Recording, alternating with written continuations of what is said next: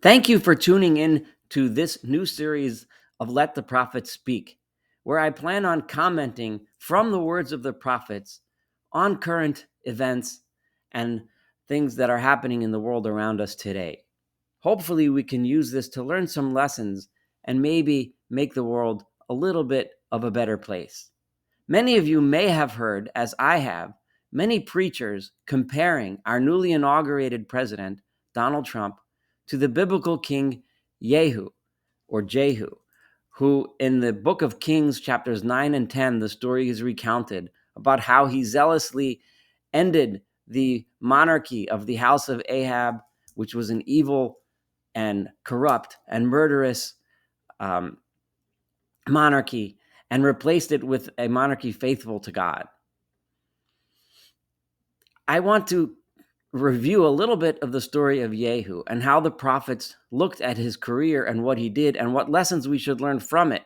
And then you can decide on your own whether or not we should be comparing a modern president to a biblical figure like King Jehu.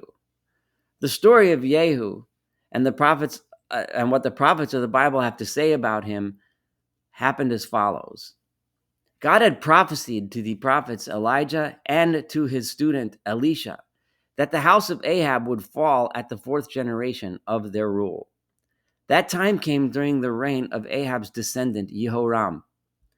Elisha designated God's choice to carry out the coup and to end Ahab's family's reign. And the person that Elisha, the prophet, designated was one of Jehoram's generals, a man named Jehu. Jehu, after receiving this mission and being anointed as the one to carry out God's will and destroy Ahab's family's monarchy, fulfilled his duty and he assassinated the king. He then went ahead and also assassinated the queen mother, Jezebel, the well-known and much reviled wife of the former king Ahab. He went on and continued to kill Ahaziah being the current reigning king of the southern kingdom of Judah, who was an ally of Ahab's family. But the blood and violence didn't end there. He then continued and slaughtered the 70 male descendants of Ahab who would have been considered possible contenders to the throne. He then continued by killing anyone who had familial ties with Ahab, male, female, anyone that had any familial ties with that family, he went on and killed. He then killed 42 members of the southern king of Yehuda's family, of Ahaziah's family, which ended up bringing the southern kingdom into chaos and bringing about disaster there as well. He then went on to Samaria, the capital of the northern kingdom of Israel, and made a fake ceremony in honor of the idol god, that's God with a small g, Baal, and slaughtered the thousands of people who came to the ceremony. All of this slaughter was unnecessary to consolidate his power. Once he had killed the king and taken control, he was already king, and this was not what God had asked him to do. Indeed, the prophet in the book of Kings criticizes him and says, Lo shomar lo lechet b'torat Hashem Elokei Yisrael b'chol lebavo. He did not continue to keep and guard the ways of the Torah, of the teachings of God, the Lord of Israel, with his entire heart. Indeed, the prophet Hosea in chapter 1, verses 4 and 5, he prophesies there that the violence that Jehu committed is ultimately the cause and the reason for the complete demise and the end of the entire kingdom of Israel. I will read those words to you, the words of the prophet Hosea. Ki od ma'at ufakadati et demei Yisrael al beis Jehu. Because soon I am going to remember the blood that was spilled in Jezreel. Jezreel Valley was where Jehu's violence began.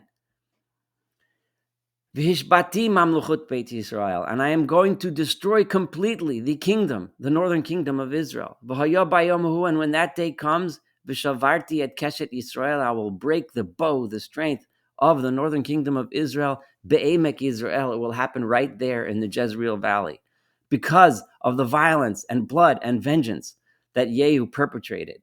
that was unnecessary.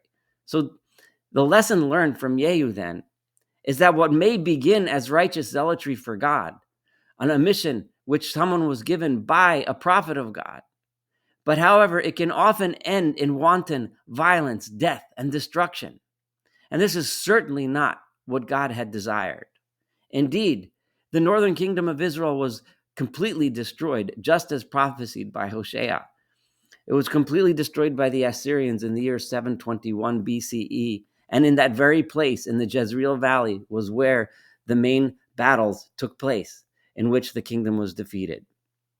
And that was the same place where Jehu had begun his career full of vengeance and needless slaughter. If you are going to compare our current president to the biblical King Jehu, please think for a moment before you make such comparisons. Violence and vengeance beget more violence and more vengeance. And heed the lessons that the prophets want to teach us when they tell us the stories. The story of Jehu is not written in the Bible in order for us to learn from and emulate him. The story of Jehu is mentioned in the Bible to teach us just where such violence can lead when one allows it to go unchecked and one allows his vengeance to cloud his judgment to the extent that he commits such horrific acts. Jehu did not save anything from anyone. In fact, he was the very reason that the kingdom of Israel failed and was destroyed in the end. Thank you for paying attention and for listening to this video.